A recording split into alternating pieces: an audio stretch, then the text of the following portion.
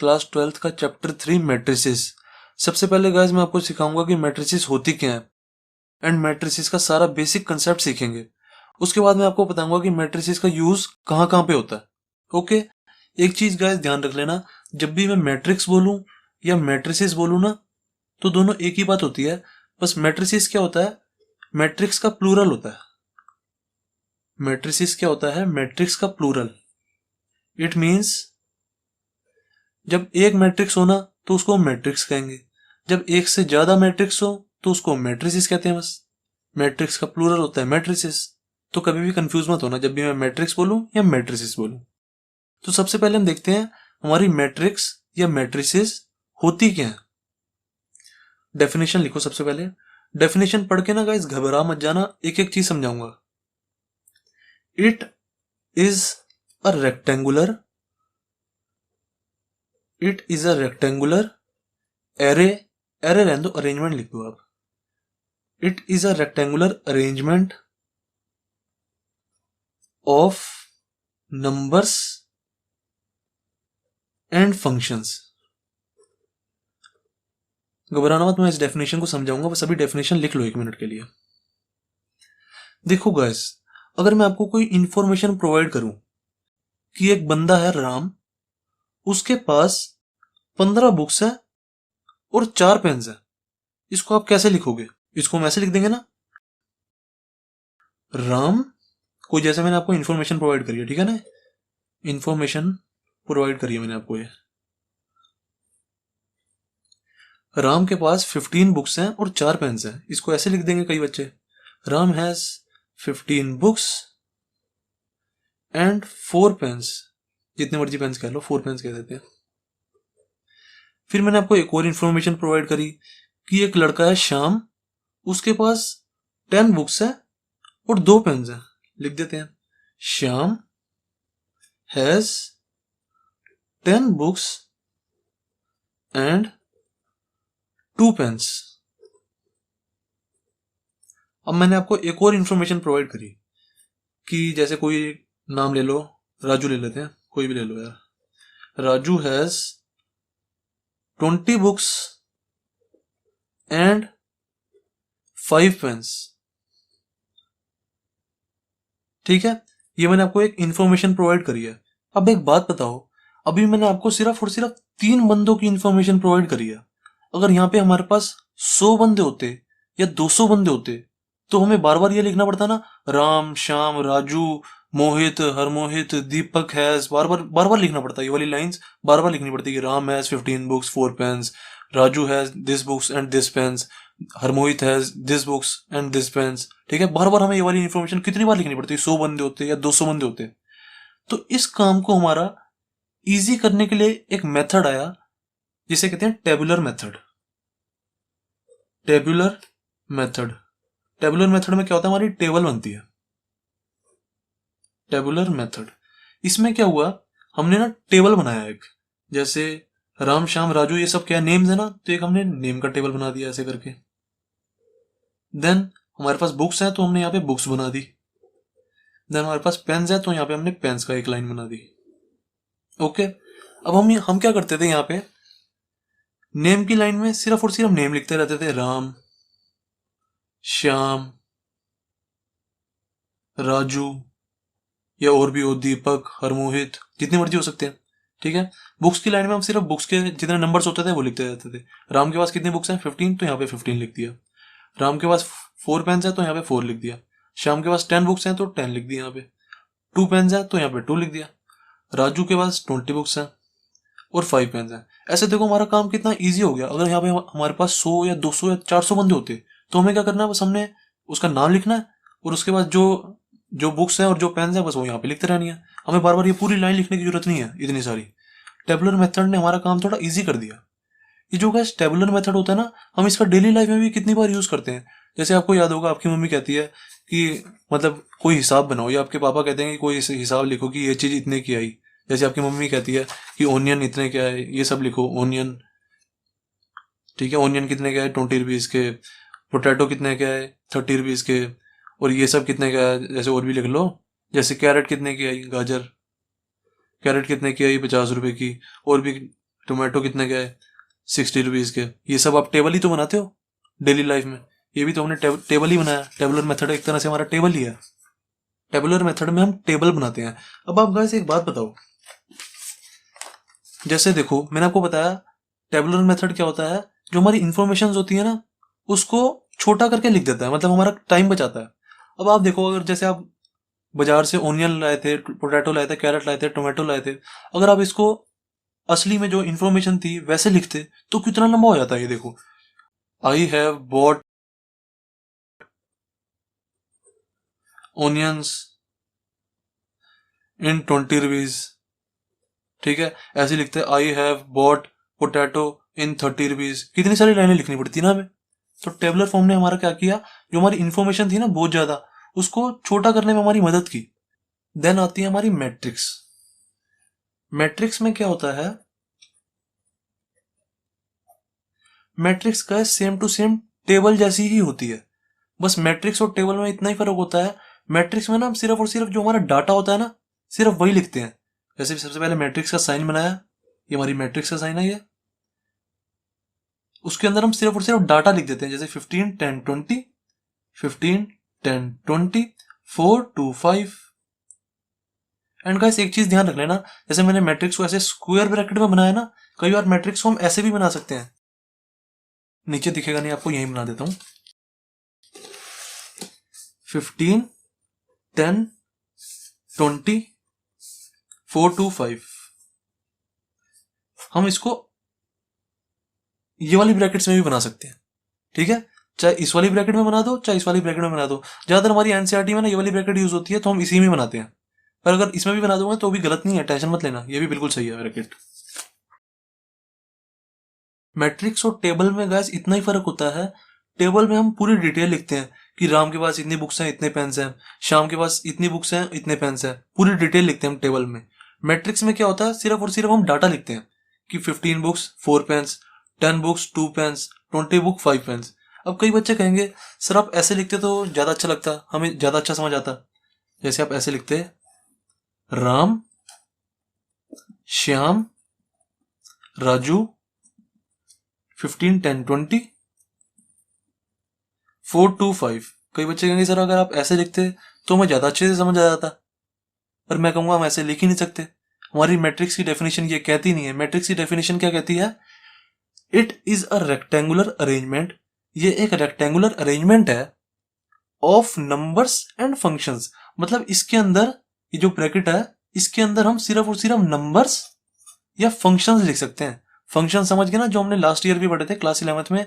जैसे हम F x को फंक्शन कहते हैं, किसी F x is equal to x square plus 2, ये हमारा एक फंक्शन हो गया। जैसे एफ वाई भी हो सकता है इसकी जगह, F y is equal to y plus 7, ये हमारा एक फंक्शन हो गया। एफ एक्स एफ वाई, ऐसे एफ जेड, ये हमारे सारे फंक्शन होते थे ना।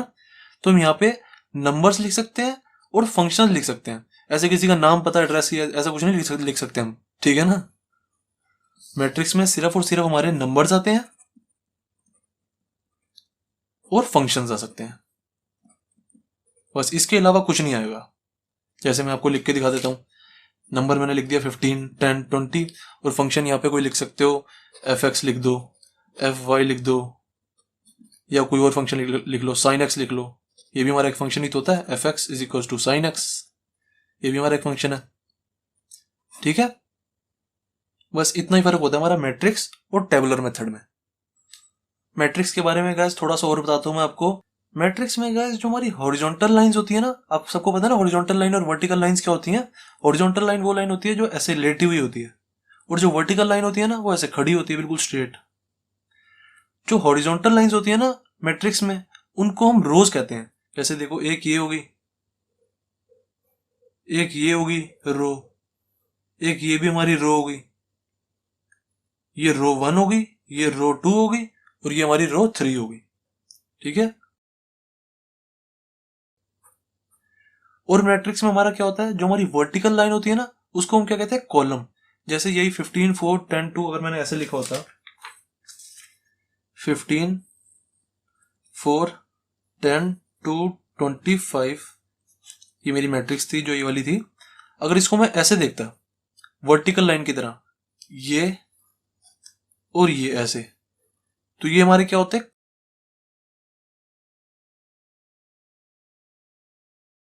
और ये ऐसे, तो ये हमारे क्या होते हैं कॉलम्स, ये कॉलम 1 और ये कॉलम 2, ठीक है। अब ये जो हमारी मैट्रिक्स थी इसमें कितनी रोज थी, 3 रोज, 1 2 3।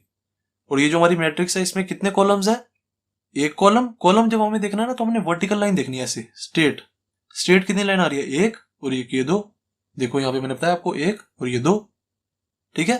कितनी रोज है इस मैट्रिक्स में, 3 रोज है और 2 कॉलम्स है। देखो मैं आपकी और थोड़ी सी प्रैक्टिस कराता हूँ इसमें। जैसे मैंने ये 2 मैट्रिसेस ले रखी हैं, ठीक है। इस वाली मैट्रिक्स में बताओ मेरे को कि इसमें कितनी रोज है और कितनी कॉलम्स है, आप सब बताओ। देखो रोज में हमने क्या देखना है, हॉरिजॉन्टल लाइन देखनी है, 1 2 3। कितनी रोज होगी इसमें, 3 रोज है, R1 R2 एंड R3, 3 रोज है। और कॉलम्स कितने हुए, कॉलम्स में हमें क्या देखना है, वर्टिकल लाइंस देखनी कितनी है, एक, दूसरा पेन ले लेता हूं, 1 2 3।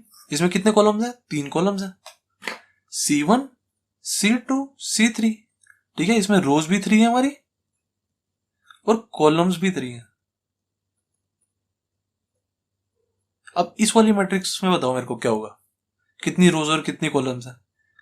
रोज में हमें देखना है हॉरिजॉन्टल लाइन, हॉरिजॉन्टल लाइन कितनी है, 1 और ये 2, तो कितनी रोज होगी, 2, R1 and R2।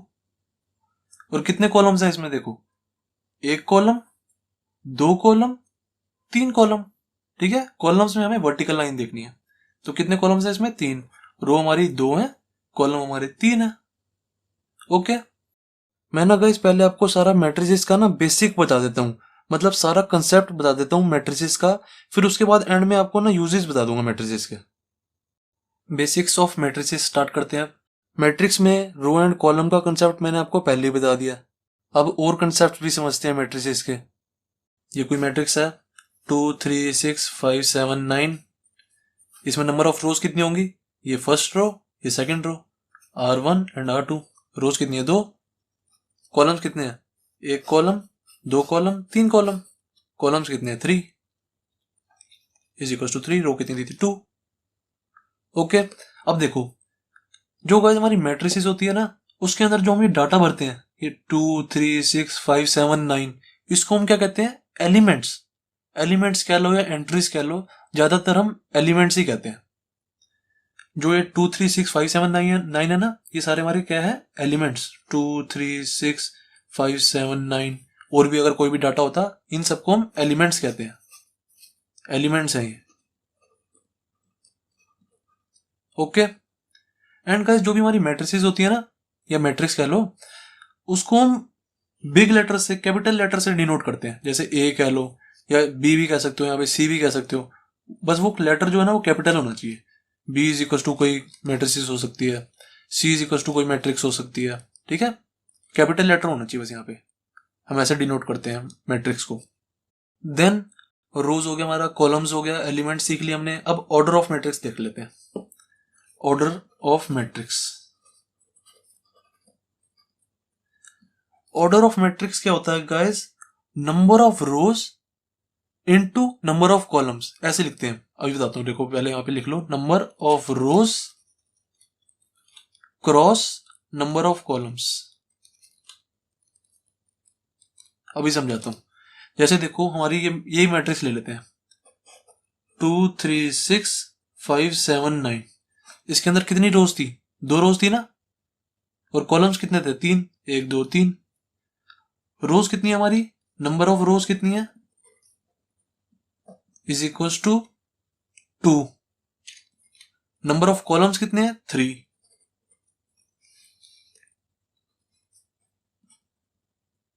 Is equal to 3।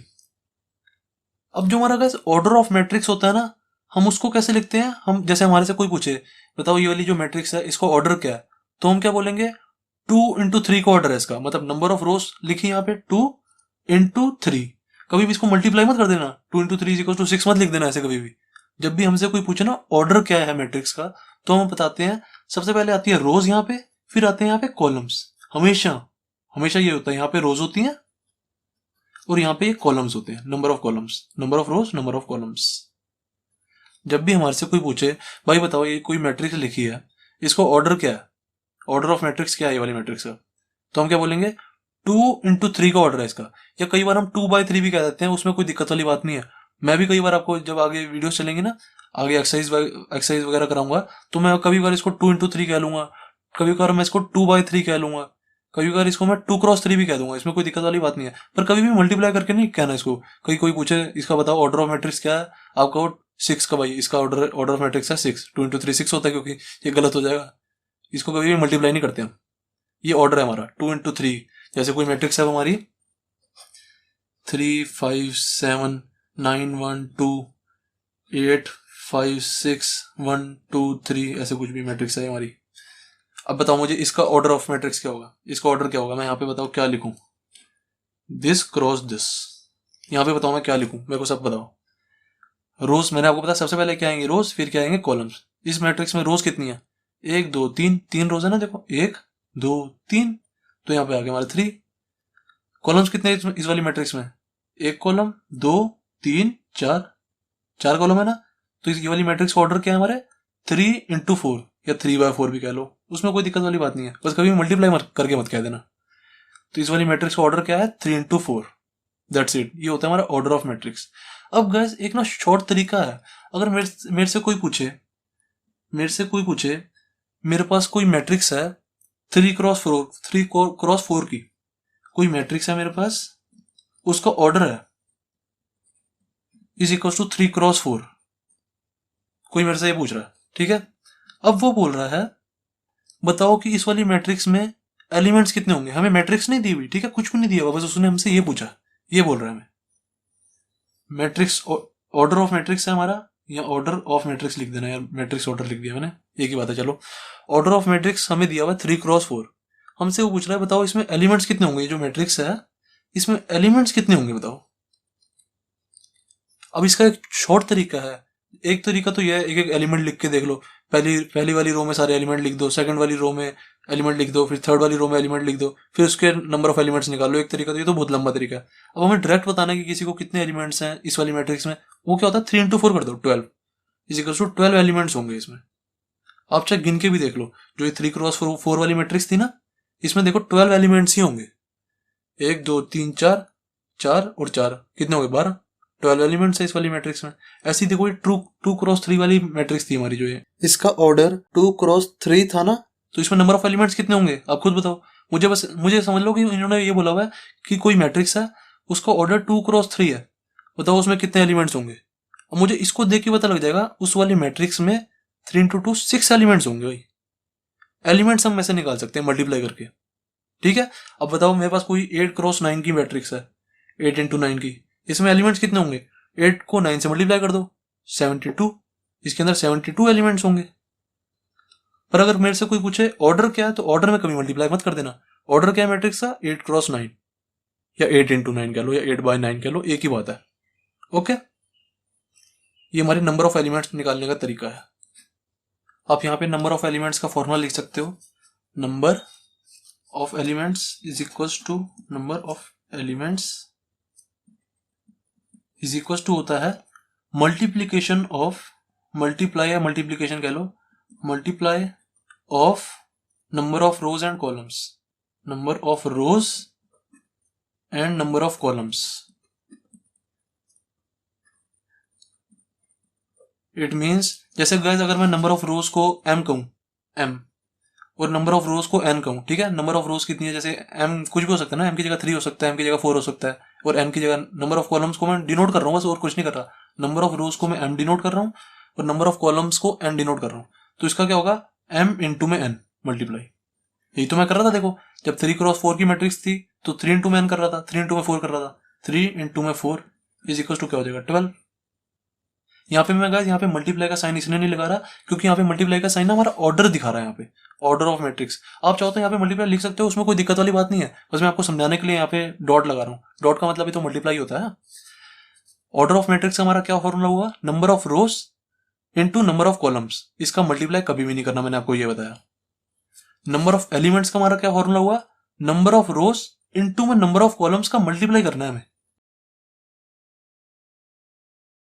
Number of elements का हमारा क्या फॉर्मूला हुआ, नंबर ऑफ रोज इंटू में नंबर ऑफ कॉलम्स का मल्टीप्लाई करना है हमें। जो भी आंसर आएगा वो हमारे नंबर ऑफ एलिमेंट्स होंगे टोटल। ओके। एंड गाइस एक चीज की बिल्कुल टेंशन मत लेना, सर आप इतनी मतलब गलत गंदा गंदा लिखते हो, गिचमिच करते हो, तो हमें तो सर ऐसे समझ नहीं आएगा। मैं ना गाइस आपको ना सारे नोट्स प्रोवाइड करवा देता हूँ। आप जाओगे ना, जब ये जो सब मेरे सारे नोट्स हैं ना, ये जो जितने भी सारे नोट्स हैं बिल्कुल आपको अच्छे लिखे हुए मिलेंगे। आप जब जाओगे ना, गूगल क्रोम खोलो या आपके फोन में कोई भी ब्राउजर हो ना वो खोलो, आप लिखो subject_teacher.in, सही स्पेलिंग लिखना बिल्कुल भी, बिल्कुल सब्जेक्ट कहीं भी स्पेस नहीं देना, कहीं भी स्पेस नहीं, subject_teacher.in। जब ये वाली वेबसाइट खोलोगे ना अपने ब्राउजर में, तो एक राइट साइड में ना एक बटन बना आएगा या ऑप्शन होगा, उसमें लिखा होगा मेन्यू। उस मेन्यू पे क्लिक करोगे ना तो नीचे एक ऑप्शन आ जाएगा क्लास नोट्स का, क्लास नोट्स, उस पर आप क्लिक कर देना। आपको सारे के सारे मेरे नोट्स मिल जाएंगे। बहुत मतलब ये तो मैं बहुत गंदा गंदा समझा रहा हूँ ना, उसमें पूरा साफ साफ लिखा होगा, खुद मैं ही लिखता हूँ वो। ओके। जब आप मेन्यू पे क्लिक करोगे ना, एक ऑप्शन आ जाता है क्लास 11 नोट्स का, एक आ जाएगा क्लास 12 नोट्स का भी आ जाएगा, बहुत सारे ऑप्शन होते हैं, देख लेना अपने आप। ओके। अब गाइस देखते हैं अपना next topic, name of elements. जो हमारे मैट्रिक्स के अंदर एलिमेंट्स होते हैं सारे, उनको हम जनरली कैसे लिख सकते हैं। जैसे हमें यहाँ पे तो लेफ्ट साइड में हमें यहाँ पे तो एलिमेंट सारे दिए हुए थे, यहाँ पे 3 5 7 1 9 1 2 2, ये सारे एलिमेंट्स हमें दिए हुए थे ना। अगर हमें एलिमेंट्स ना दिए हो तो हम जनरली क्या लिख सकते हैं, देखो बताता हूँ मैं आपको। मान लो हमें जैसे 2x3 की मैट्रिक्स दी हुई है, हमें बोला हुआ कोई मैट्रिक्स है 2x3 की, ठीक है। इसके अंदर के हमें सारे एलिमेंट्स लिखने हैं जनरल फॉर्म में, तो हम कैसे लिखेंगे। एलिमेंट्स को लिखने का कैसे तरीका होता है, ए, हम स्मॉल ए डालते हैं, देन यहाँ पे इसके हल्के से पैर में, फुट पे यहाँ पे आई आता है, देन फिर जे आता है। देखो गैस आपने कई बार सुना होगा, देखा होगा, जैसे लिखा होता है A23 = 5 है, A12 क्या है 8 है। इसका मतलब क्या होता है इस चीज का, इसका मतलब होता है, इसको देखते हमें पता है क्या पता लग रहा है, पहले वाले जो ये जो पहले वाला है ना 2, इससे पता लग रहा है कि ये सेकंड रो में है। जो ये हमारा एलिमेंट है ना, ये जो 5 है, ये सेकंड रो में और थर्ड कॉलम में है। इस चीज से हमें रो पता लगता है और इस चीज से हमें कॉलम पता लगता है उसका। ये जो आई है हमारा, इसका क्या मतलब हुआ, विच रो, कौन सी रो है, विच रो। ये जो जे है हमारा, इससे क्या पता लगता है, विच कॉलम, ठीक है, विच कॉलम। जैसे देखो हमारा A12 है, इससे क्या पता लगेगा हमें, फर्स्ट रो सेकंड कॉलम में आता है ये 8। ओके। जैसे देखो अब मैं आपको लिखना बताता हूँ सबसे पहले। जैसे 2x3 की मैट्रिक्स है, इसके अंदर एलिमेंट्स कितने होंगे, सबसे पहले तो मुझे ये बताओ। 2x3 की मैट्रिक्स है तो एलिमेंट्स कितने होंगे, 6, 2 × 3 6 होता है, क्योंकि अब मुझे इन 6 बॉक्सेस को भरना है। जैसे मान लो इसके अंदर मुझे एलिमेंट्स डालने हैं, तो क्या लिखूंगा मैं, मुझे ऐसे जनरल फॉर्म में लिखना है, जैसे A12 A23 A56 ऐसे लिखना है, ठीक है। अब बताओ इसके अंदर मैं क्या डालूं, ये रो 1 है, ये रो 2 है, ठीक है। ऐसे ही कॉलम्स लिख लो, ये हमारा फर्स्ट कॉलम है, कॉलम 1, ये कॉलम 2 है, ये कॉलम 3 है। ओके। अब बताओ लिखो, यहाँ पे लिखेंगे ए तो सबके साथ ही आएगा, सब में आएगा, स्मॉल ए सब में होता है वो, ये लिखने का हमारा तरीका होता है, स्मॉल ए में लिखते हैं हम सारे एलिमेंट्स को। देखो A11 हो जाएगा, देखो इसकी रो 1 है ना, ये वाला एलिमेंट देखो, ये कौन सी रो में है, ये वाला एलिमेंट फर्स्ट रो में है ना, तो फर्स्ट रो की जगह देखो आई की जगह मुझे मैंने 1 डाल दिया। इसका कॉलम क्या है, ये जो एलिमेंट है ये, इसका कॉलम क्या है, कॉलम भी 1 ही है इसका, तो क्या आ जाएगा A11, ठीक है।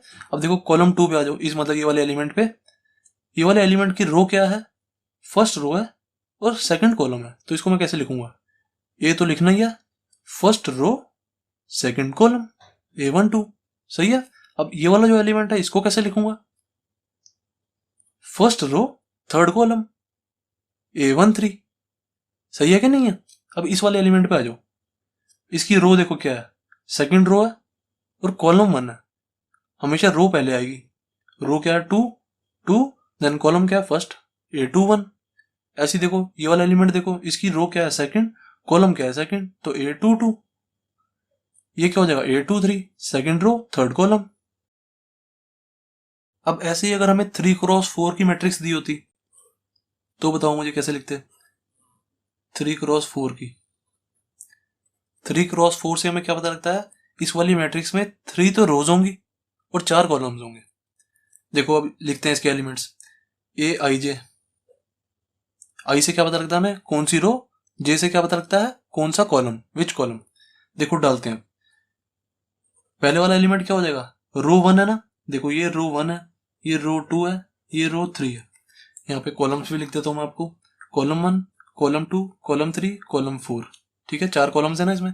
अभी मैं शुरुआत में आपको इसलिए लिखवा रहा हूँ ताकि आपको थोड़ी प्रैक्टिस हो जाए। जब आपको प्रैक्टिस हो जाएगी ना तो ये R1, R2, R3, C1, C2, C3, C4 ये लिखने की आपको कोई जरूरत नहीं है। आप डायरेक्ट लिखा करोगे, खुद देख लेना। जैसे देखो, अब हमें ये वाला एलिमेंट लिखना है पहले वाला, तो क्या लिखूंगा? रो 1 कॉलम 1 है ना, तो A11। अब ये वाला एलिमेंट लिखना है मुझे यहाँ पे, तो इसका रो 1 है कॉलम 2 है, तो A12। सबसे पहले रो आएगी फिर कॉलम आएगा। फिर इसका क्या लिखेंगे? यहाँ पे जो एलिमेंट आएगा A13, ये वाला एलिमेंट A14 हो जाएगा। अब ऐसे ही देखो, ये वाला एलिमेंट यहाँ पे जो एलिमेंट होगा उसको क्या लिखेंगे? रो क्या है सेकंड, कॉलम क्या है फर्स्ट, तो 2 1। ठीक है, एक रो में तो रो तो सेम ही चलेगी ऑब्वियसली, तो इसकी भी रो सेम आएगी, इसकी भी रो सेम आएगी, इसकी भी रो सेम आएगी। कॉलम सबका बदलेगा यहाँ पे। इसको कॉलम क्या है 2, इसको कॉलम क्या है 3, इसको कॉलम क्या है 4। अब देखो यहाँ पे हमारी थर्ड रो आ गई, तो A3 तो यहाँ पे सबके साथ लिख ही दो। देन कॉलम सबके बदल जाएंगे। ये फर्स्ट कॉलम में है, ये देखो ये सेकंड कॉलम में है, ये थर्ड कॉलम में है, ये फोर्थ कॉलम में है। ओके, यहाँ पे हमेशा रो आएगी, सबसे पहले हमेशा रो चलती है और सेकंड नंबर पे हमेशा हमारा कॉलम चलता है। ओके, अब गाइस देखते हैं जो हमारी मैट्रिसेस होती हैं वो किस किस तरह की होती हैं। Types of matrices. सबसे पहले देखते हैं row matrix. Row matrix, row matrix guys वो मैट्रिक्स होती है जिसमें सिर्फ और सिर्फ एक रो ही होती है। अगर एक से ज्यादा रो होंगी ना किसी भी मैट्रिक्स में तो वो रो मैट्रिक्स नहीं होती। रो मैट्रिक्स वो मैट्रिक्स होती है जिसमें सिर्फ और सिर्फ एक रो होती है। जैसे मैंने आपको कोई मैट्रिक्स लिख के दिखाई, ए इज इक्वल टू 1 2 5, ये हमारी रो मैट्रिक्स हुई। 1 इंटू 3 की है ना ये, इसमें एक रो है और 3 कॉलम है। देखो रो तो एक ही है ना इसमें R1, कॉलम इसमें 3 है। ये एक कॉलम हो गया, ये 2 कॉलम हो गया, ये 3 कॉलम हो गया, पर रो तो एक ही है। ओके, तो ये 1 इंटू 3 की मैट्रिक्स है। जिसमें रो सिर्फ एक ही हो ना वो रो मैट्रिक्स होती है। जैसे और एग्जांपल देता हूँ आपको, ए इज इक्वल टू 1 5 7 9 11। ये कितनी, इसमें बताओ कितनी रो है? रो तो एक ही है और कॉलम कितने हैं? 1 2 3 4 5, 5 कॉलम है। तो 1 इंटू में 5 की मैट्रिक्स होगी।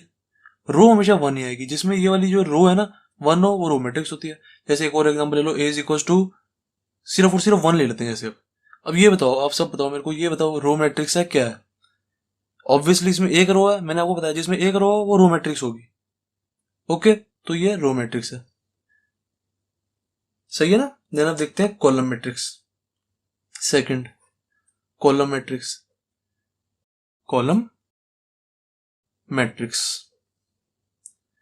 कॉलम मैट्रिक्स गाइस वो मैट्रिक्स होती है जिसमें सिर्फ और सिर्फ एक कॉलम होता है, 1 कॉलम।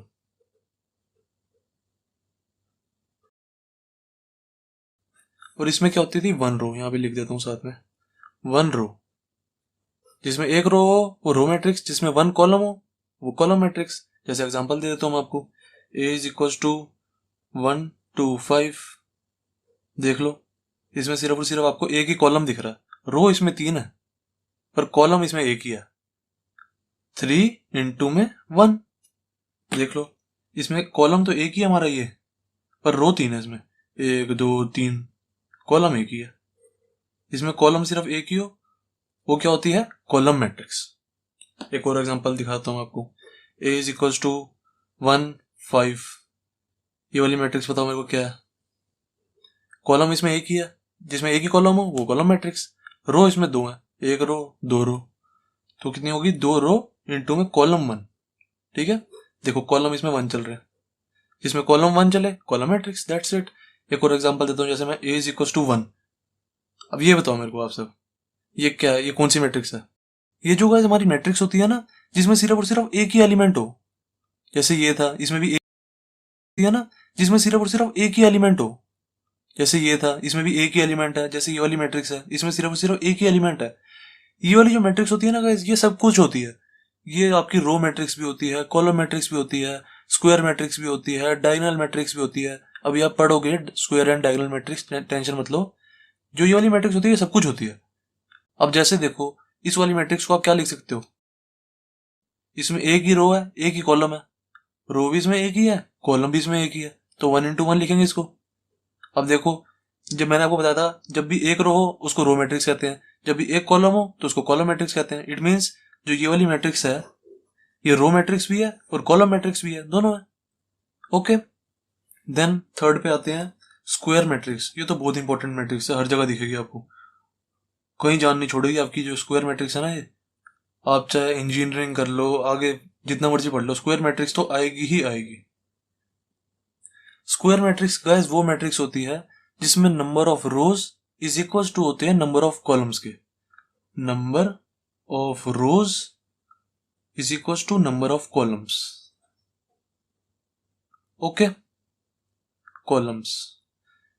अगर मैं नंबर ऑफ रोज को m कह लूं, m, और नंबर ऑफ कॉलम्स को n कह दूं, तो m is equal to n हो गया ना। इट मीन्स, मतलब मैं शॉर्ट फॉर्म में बता रहा हूं, इसमें स्क्वायर मैट्रिक्स में m is equal to n होता है ऑलवेज। ठीक है, नंबर ऑफ रोज को हम जनरली m से डिनोट करते हैं, नंबर ऑफ कॉलम्स को जनरली हम n से डिनोट करते हैं। ठीक है, इसलिए मैंने यहाँ पे लिखवा दिया m is equal to n। Square matrix में हमेशा हमारा m is equal to n होता है ऑलवेज। इट मीन्स, जैसे देखो मैंने कोई मैट्रिक्स लिखी, a इज इक्वल टू 1 2 3 4, ये कोई मैट्रिक्स लिखी मैंने। देखो इसमें नंबर ऑफ रोज भी 2 है। ये देखो, इसमें दो ही रोज है हमारी, एक रो दो रो, रो 1 रो 2, दो रोज है ना इसमें। और कॉलम्स भी देख लो हमारे दो हैं, एक कॉलम दो कॉलम, कॉलम 1 कॉलम 2। सही है ना, तो लिख दो यहाँ पे 2 into 2 की मैट्रिक्स है। It means m into n है ना, देख लो m और n, number of rows number of column same है। एक और एग्जांपल देता हूं मैं, जैसे आपको a इज इक्वल टू 1 3 5 7 9 11 4 5 6।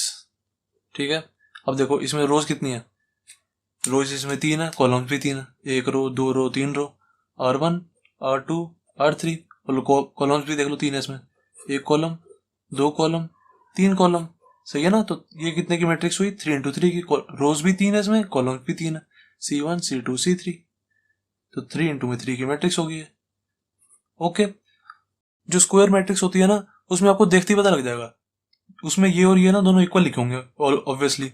जैसे 3 into 3 की होगी, 4 into 4 की होगी, 5 into 5 की होगी, 1 into 1 की भी हो सकती है, आपको देखते ही पता लग जाएगा। जैसे देखो एक और एग्जांपल देता हूँ, a इज इक्वल टू 1 का, जैसे यही 1 की जगह इस बार 2 ले लेते हैं।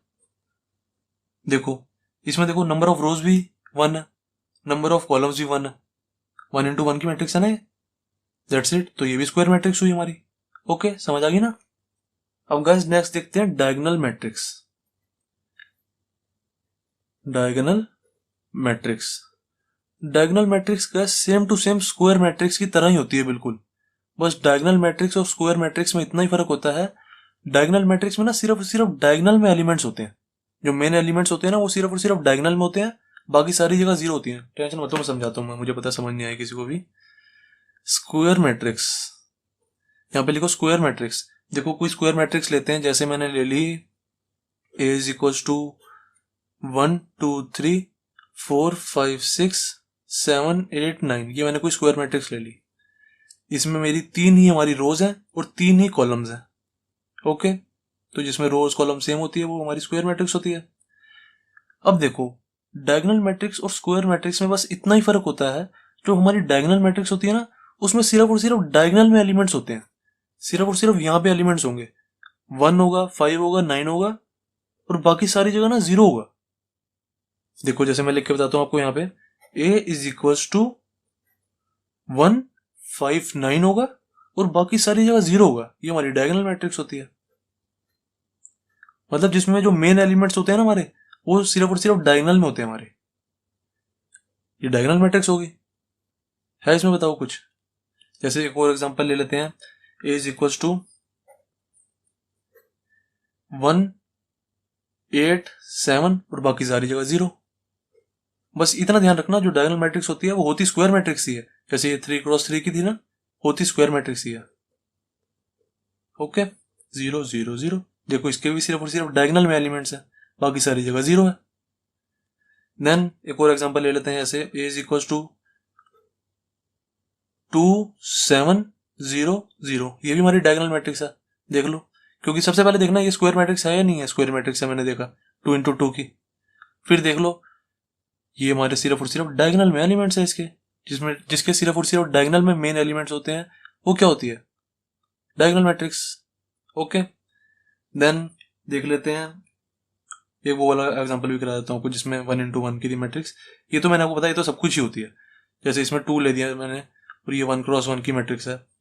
ये जो बेचारी हमारी 1 × 1 वाली मैट्रिक्स है, ये सब में घुस जाती है, ये सब कुछ ही है। ठीक है, इसका कोई नहीं है बेचारी का, सब में घुस जाती है ये। जिसका कोई नहीं होता उसका भगवान होता है, इसलिए सब में ले लेते हैं हम इसको। ओके, देन फिफ्थ देख लेते हैं। फिफ्थ मैट्रिक्स होगी डायगोनल होगी, स्क्वायर होगी। देन देख लेते हैं स्केलर मैट्रिक्स। वैसे ये जो डायगोनल मैट्रिक्स है, जो स्केलर मैट्रिक्स है ना, ये आपको कोई ज्यादा काम नहीं आएगी। बस आपको कोई बार डेफिनेशन पूछी हो 1 नंबर में या हाफ नंबर में, तब बस बता सकते हो, ये ज्यादा काम नहीं आती। स्केलर मैट्रिक्स का वो मैट्रिक्स होती है जिसमें ना ये जो डायगोनल मैट्रिक्स है ना, इसमें देखो डायगोनल में सारी जगह अलग अलग एलिमेंट्स थे, या 1 था या 5 था या 9 था ना। स्केलर मैट्रिक्स में ना ये तीनों सेम होंगे। जैसे यहाँ पे 2 है ना, तो यहाँ भी 2, यहाँ भी 2। अगर यहाँ पे 3 है तो यहाँ भी 3, यहाँ भी 3। ठीक है, तीनों एलिमेंट्स ये सेम होंगे, same to same diagonal matrix की तरह ही होती है ये। Is equal to diagonal matrix is equal to square matrix भी कह सकते हो इसको आप। ठीक है,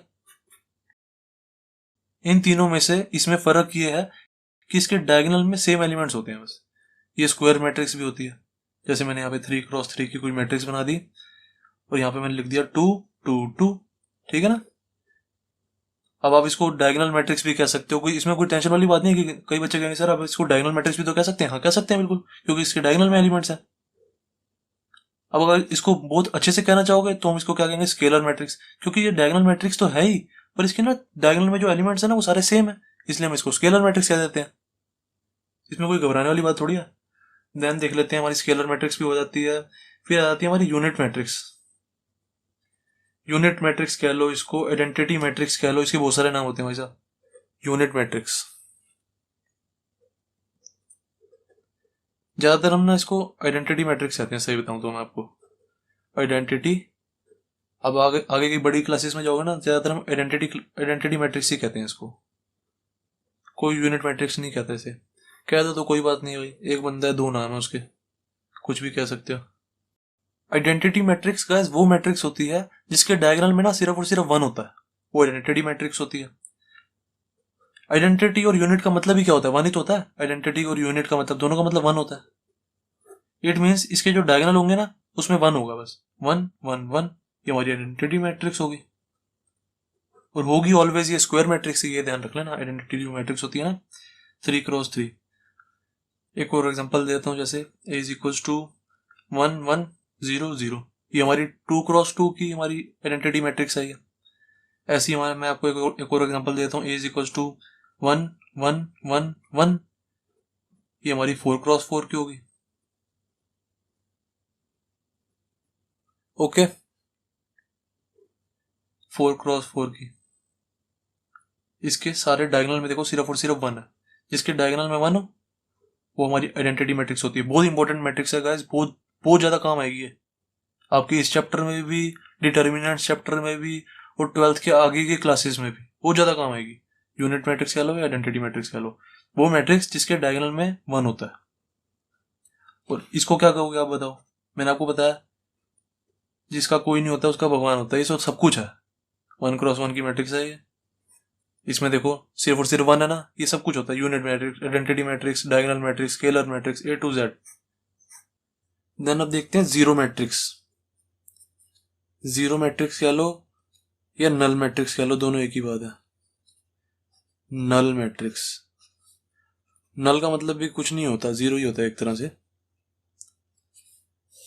जीरो मैट्रिक्स या नल मैट्रिक्स गाइस वो मैट्रिक्स होती है जिस मैट्रिक्स के अंदर ना सारे एलिमेंट जीरो ही हो और कुछ भी ना हो। ये मैट्रिक्स जैसे मर्जी हो सकती है, चाहे स्क्वायर मैट्रिक्स हो चाहे कोई भी हो, ये मैट्रिक्स कोई भी मैट्रिक्स हो सकती है, बस इसके अंदर जो भी एलिमेंट्स होंगे ना वो सारे जीरो होंगे।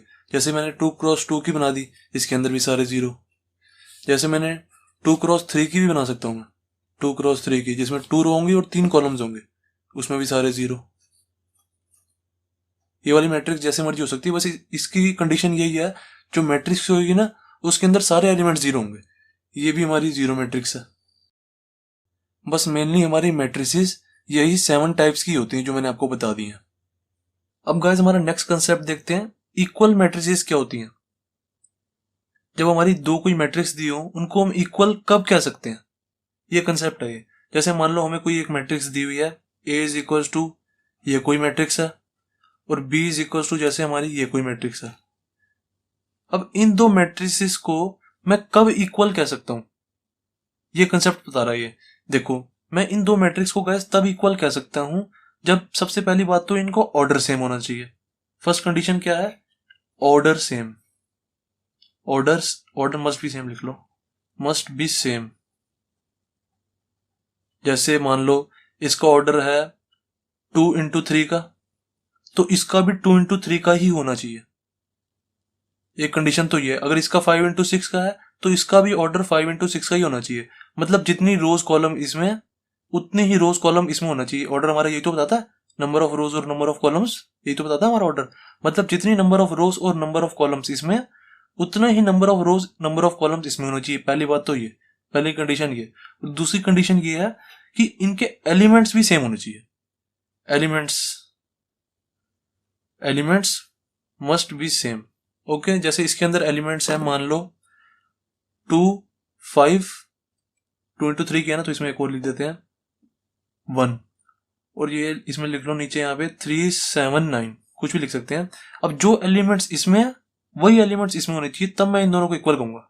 एक तो इसमें ऑर्डर सेम होना चाहिए, ऑर्डर क्या है 2 × 3, इसमें भी 2 × 3 है, चलो ठीक है। फिर इनके एलिमेंट्स भी सेम होने चाहिए, एलिमेंट्स भी सेम है, दैट्स इट, हमारी इक्वल मैट्रिक्स हो गई है। 2 1 5 2 1 5 और 3 7 9, इसके अंदर भी एलिमेंट सेम है, इसके अंदर भी एलिमेंट सेम है।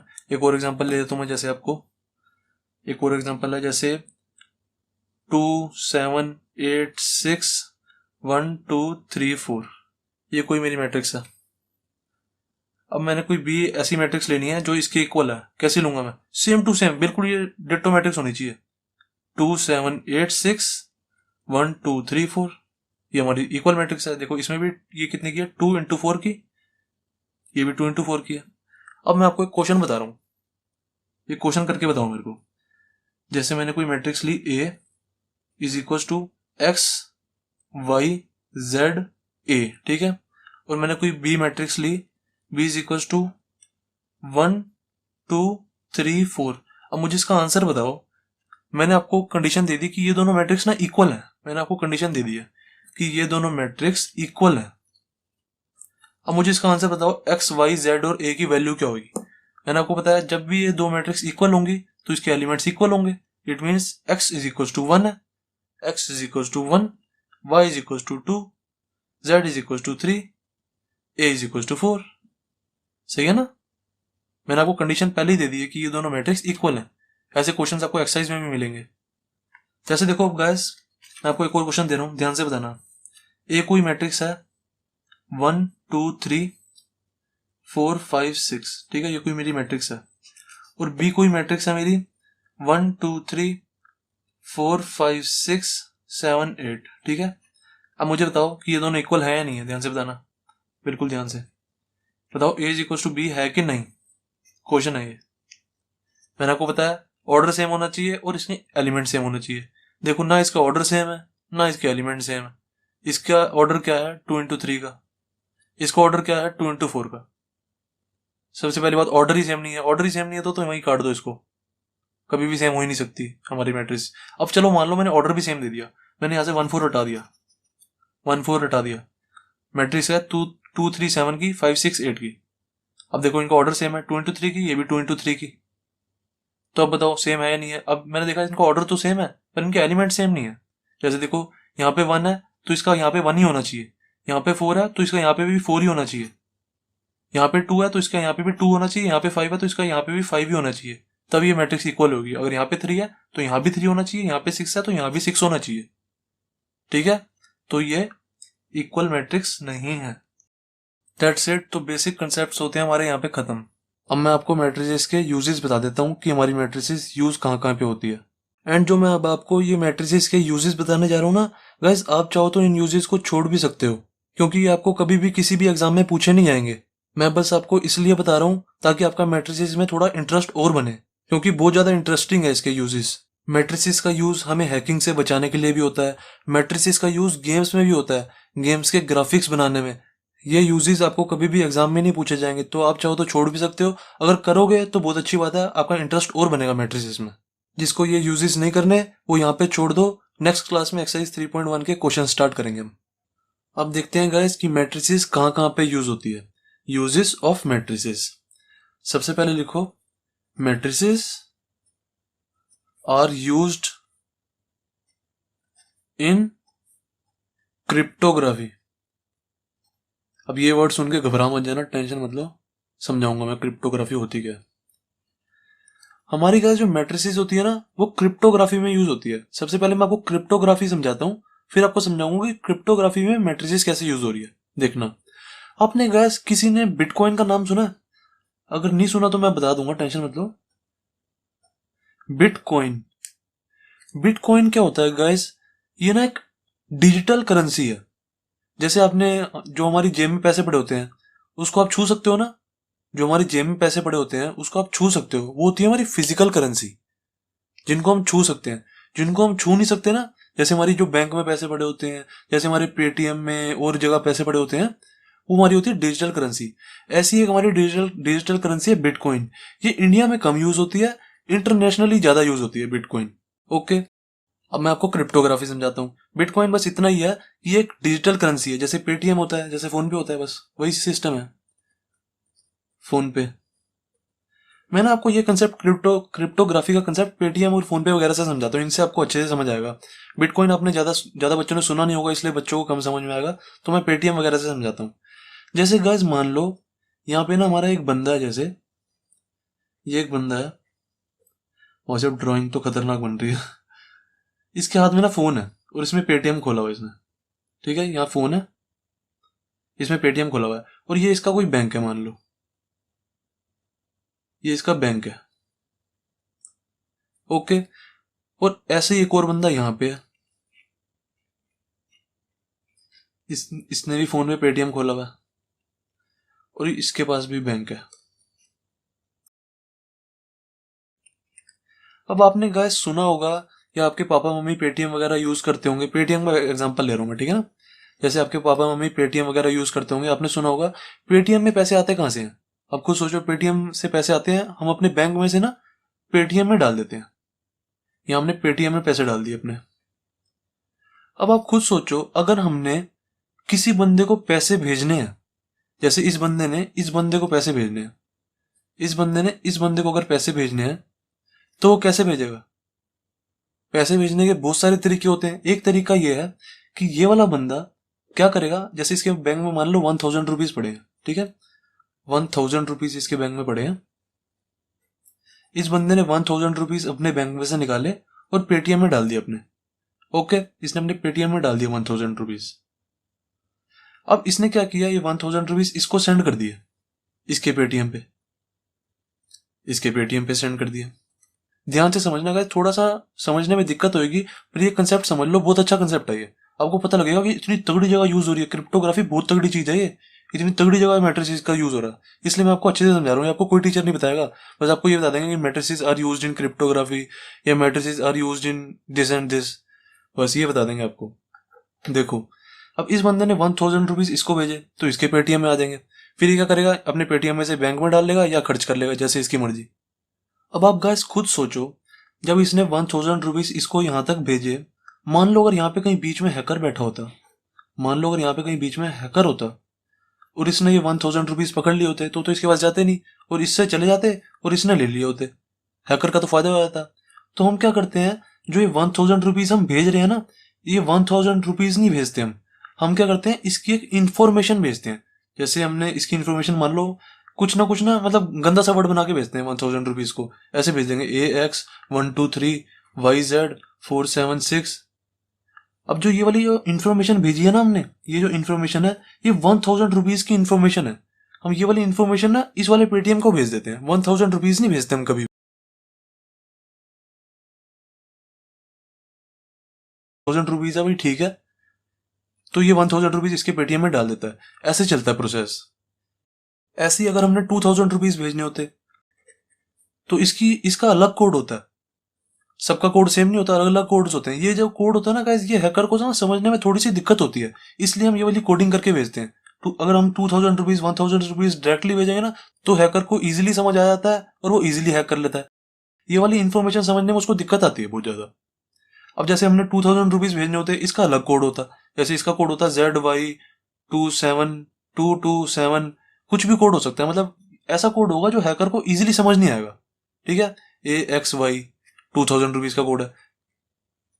हम 2000 रुपीज ना भेज के ना ये वाला कोड भेजेंगे इसके पास, इस वाले पेटीएम के पास। फिर ये वाला पेटीएम समझ जाता है कि अच्छा ये वाला कोड ये है, इसको 2000 रुपीज यहाँ पे पेटीएम में डाल दो।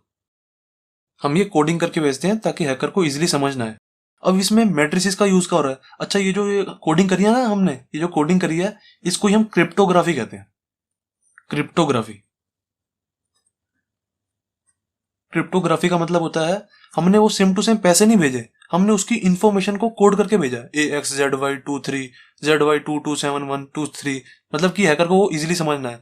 जो इन्फॉर्मेशन हैकर को इजीली समझना है उसको हम क्रिप्टोग्राफी कहते हैं। ओके, अब क्वेश्चन आता है, सर आपने क्रिप्टोग्राफी तो बता दी, पर आपने तो बोला था matrices are used in cryptography, तो इसमें मैट्रिसेस का यूज तो हुआ नहीं सर। अब मैं आपको बताता हूँ, देखो जो हमारी ये गाइस इन्फॉर्मेशन होती है ना, ये जो क्रिप्टोग्राफी है, ये जो कोड्स है हमारे, हम इसको ऐसे नॉर्मली नहीं भेजते, इसको हम मैट्रिसेस के अंदर रख के भेजते हैं।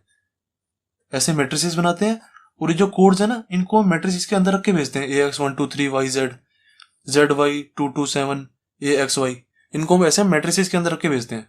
इस इंफॉर्मेशन को हम डायरेक्टली नहीं भेज सकते, हम इसको मैट्रिसेस के अंदर रख के भेजते हैं। अगर हम इसको डायरेक्टली भेज देंगे ना ऐसी, तो फिर इसको हैकर को पढ़ने में थोड़ी सी आसानी हो जाएगी। जब हम इसको मैट्रिसेस में रख के भेजते हैं ना, फिर उस मैट्रिसेस को हैकर को खोलना पड़ता है, उसको बहुत ज्यादा मुश्किल होती है, इसलिए हम इसको मैट्रिसेस में रख के भेजते हैं। एंड मैट्रिक्स को रीड करना इतना आसान बात नहीं है, बच्चों का खेल नहीं है ये। ओके, तो यहां मैंने आपको बता दिया कि हमारी मैट्रिसेस का क्रिप्टोग्राफी में कहाँ यूज हो रहा है। एंड गाइज मैं आपको एक और बात बताता हूँ, देखना आपका और इंटरेस्ट बनेगा इस चीज में। असल में क्या होता है गाइज, जो मैंने आपको पेटीएम फोन पे वगैरह का एग्जांपल लेके समझाया ना, असल में जो क्रिप्टोग्राफी यूज होती है ना, वो पेटीएम और फोन पे में यूज नहीं होती, क्रिप्टोग्राफी यूज होती है बिटकॉइन में। तभी मैंने आपको सबसे पहले बिटकॉइन का नाम बताया था। बिटकॉइन वो करेंसी है जो इंटरनेशनली यूज होती है बहुत ज्यादा, मैंने आपको ये चीज बताई थी। अब आपके दिमाग में क्वेश्चन आएगा, सर पेटीएम फोन पे में यूज क्यों नहीं होती और बिटकॉइन में यूज क्यों हो रही है? बेसिकली क्या होता है, पेटीएम और फोन पे में ना हैकिंग बहुत कम होती है हमारी, और बिटकॉइन में बहुत ज्यादा होती है, बहुत ज्यादा हैकिंग होती है बिटकॉइन में। अब क्वेश्चन दिमाग में आएगा, सर ऐसा क्यों भी? अब मैं आपको एक इन्फॉर्मेशन देने जा रहा हूँ जो आपका दिमाग खोल के रख देगा। देखो गैस, अब मैं आपको एक बात बताता हूँ। जैसे आप गूगल पे सर्च करो सबसे पहले, $1 इज इक्वल टू क्या होता है? $1 इज इक्वल टू ज्यादा से ज्यादा 60 रुपीज होगा, 70 रुपीज होगा, 80 रुपीज हो जाएगा, 90 रुपीज हो जाएगा, या 100 रुपीज हो जाएगा। $1 इंडियन रुपीज की बात कर रहा हूं मैं, ठीक है, इंडियन रुपीज $1। अब अगर मैं आपको बताऊं एक बिटकॉइन की वैल्यू, देखना आपका दिमाग खुल जाएगा, तभी इसमें हैकिंग ज्यादा होती है, बहुत ज्यादा। 1 बिटकॉइन की वैल्यू पता है क्या है? 1 बिटकॉइन की वैल्यू होती है 7 लाख रुपीज, भाई साहब 7 लाख रुपए। अब बताओ, हैकर इसको चुराएगा, हमारे रुपीज को चुराएगा, या 1 बिटकॉइन को चुराएगा? ऑब्वियसली बिटकॉइन को ही हैक करेगा ना वो, क्योंकि यहाँ पे फायदा बहुत ज्यादा है। मैं ऐसा नहीं कह रहा कि पेटीएम फोन पे में हैकिंग नहीं होती, पर बहुत कम होती है, बहुत ज्यादा कम। यहाँ पे बहुत ज्यादा होती है बिटकॉइन में। अब गाइस आप खुद सोचो, अगर कोई हैकर है, उसने 1 बिटकॉइन एक दिन में हैक कर लिया, 1 बिटकॉइन अगर एक दिन में हैक कर लिया तो उसका कितने का फायदा है? 7 लाख रुपीज का। एंड अगर 3-4 बिटकॉइन उसने कर लिए, 4 बिटकॉइन उसने हैक कर लिए, तो भाई वो लखपति करोड़पति बन जाएगा।